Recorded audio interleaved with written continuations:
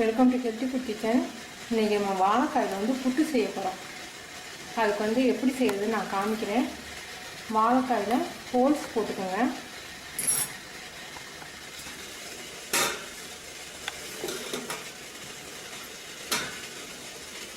இது வந்து ஒரு 15 நிமிஷம் வேகணும். அப்போ தான் உள்ளே நல்லா வெந்திருக்கும். 15 அல்லது 20 நிமிஷம் ஆவியில் வேக வச்சு எடுத்துருவோம்.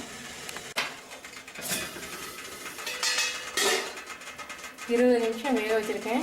அமைக்கி பார்த்தீங்கன்னா தெரியும், நல்லா சாஃப்டாக இருக்குது. இதை கொஞ்சம் ஆறின பிறகு எப்படி செய்யறதுன்னு உங்களுக்கு காமிக்கிறேன். நம்ம வாழைக்காய் புட்டுக்கு வந்து இதெல்லாம் வறுத்து நுணுக்க போகிறோம். மிளகா உங்கள் டேஸ்ட்டுக்கு ஏற்ற மாதிரி 3 4 எடுத்துக்கோங்க. தேங்காய் பூ வந்து ஒரு 1.5 ஸ்பூன் அல்லது 2 ஸ்பூன் எடுத்துக்கோங்க. 1 ஸ்பூன் உளுந்தம்பருப்பு, 1/4 டீஸ்பூன் சோம்பு, 1/2 டீஸ்பூன் சீரகம். இது தாளிக்கிறதுக்கு வதக்கிறதுக்கு கருவேப்பிலையும் வெங்காயமும்.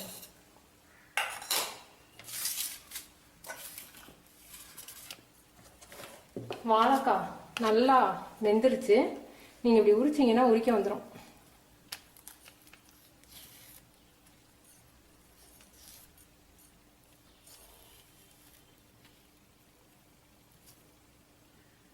இதெல்லாம் எடுத்துருங்க.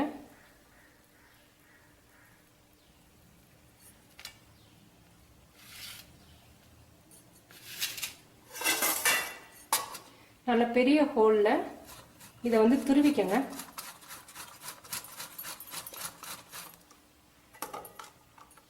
இந்த மாதிரி துருவி எடுத்துக்கோங்க எல்லாத்தையும். 1/2 ஸ்பூன் மட்டும் ஆயில் ஊற்றியிருக்கேன். கடுகு, சீரகம், சோம்பு.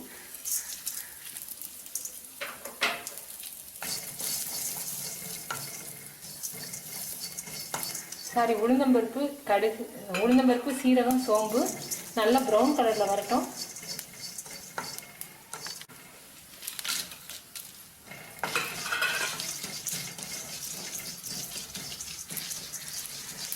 உளுந்தம்பருப்பு வந்து நல்லா ப்ரௌனாக வந்தால் தான் உங்களுக்கு ருசியும் நல்லா இருக்கும், வாசமும் நல்லா இருக்கும்.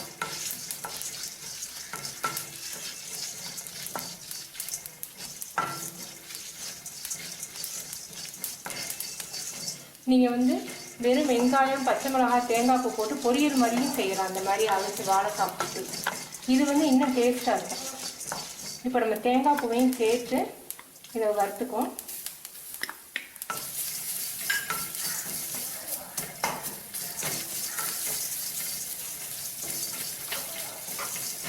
போதை இதை மிக்சியில் நல்லா நுணுக்கிடுவோம். தாளிக்கிறதுக்கு உளுந்தம்பருப்பும் கடுகும்.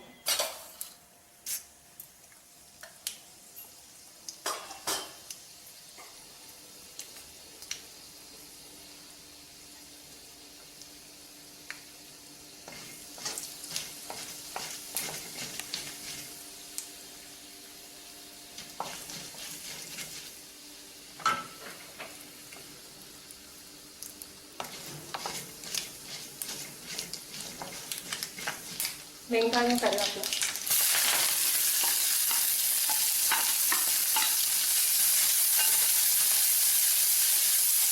வெங்காயம் நல்லா வதங்கட்டும். இப்போ வாழைக்காய் நம்ம திருவி வச்சுருக்கோம் இல்லையா, அதை போட்டுக்குவோம். நம்ம வந்து வாழைக்காய் முழுசாக வேக வச்சதுனால உப்பு போடல.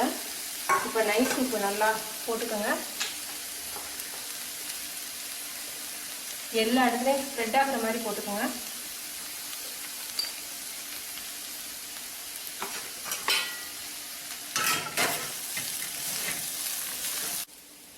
உப்பு போதுமானு பாருங்கள்.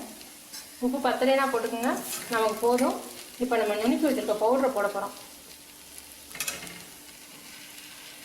சோம்பும் போட்டிருக்கிறதுனால நல்லா ரொம்ப வாசமாக இருக்கும்.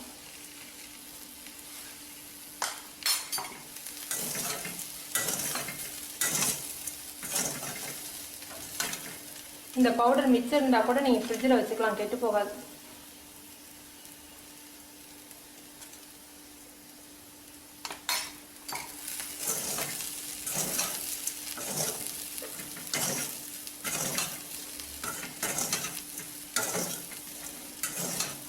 உரப்பு போதுமானு பார்த்துக்கோங்க. பத்தலைனா நீங்கள் இன்னும் கொஞ்சம் போட்டுக்கலாம். மொத்தமாக போட்டு கிண்டாதீங்க. கொஞ்சம் கொஞ்சமாக போடுங்க, வாழைக்காய் குழஞ்சு போயிடக்கூடாது. குழஞ்சி போச்சுன்னா மசியல் மாதிரி ஆயிடும், புட்டு மாதிரி இருக்காது. வாழைக்காய் நல்லா ஆறின பிறகு தான் நீங்கள் துருவணும். புட்டு ரெடி ஆயிடுச்சு. நீங்கள் செஞ்சு பார்த்து உங்கள் கமெண்ட்ஸ் எனக்கு சொல்லுங்கள். தேங்க்யூ.